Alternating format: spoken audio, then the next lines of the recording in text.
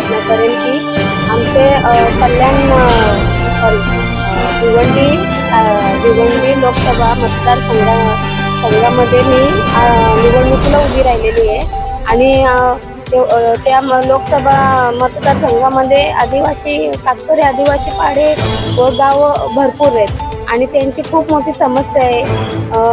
आमदार निवडून आले, खासदार एवढ्या वर्षापासून निवडून येतात, पण कातकरी आदिवासी लोकांचं काही काही त्यांच्या सुधारणा नाही झालेली आहे.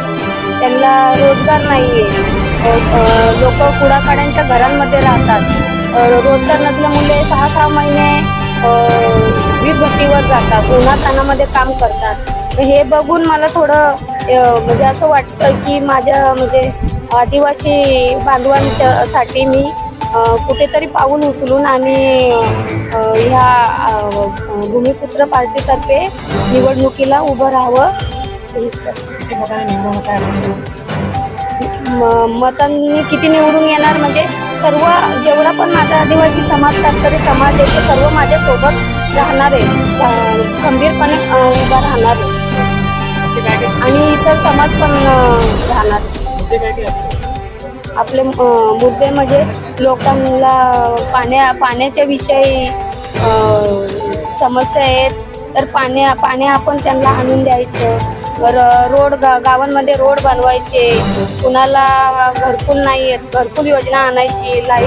लाईटचा प्रॉब्लेम आहे, सर्वांना मीटर वगैरे द्यायचे. कोणी अंधारात राहतंय, भरपूर ठिकाणी बघितलंय.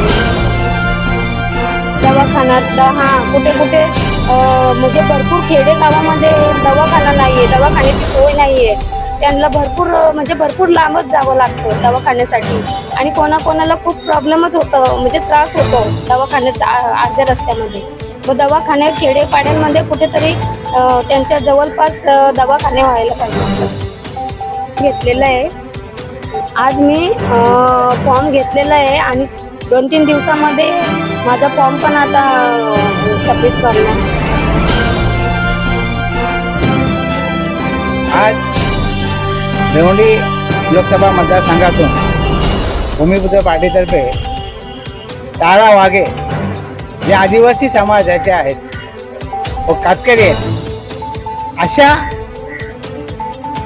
उमेदवाराला उभं केलेलं आहे की अशाच जे उमेदवार आहेत जे आदिवासी समाजाचे आहेत त्यांना आत्तापर्यंत कुणीही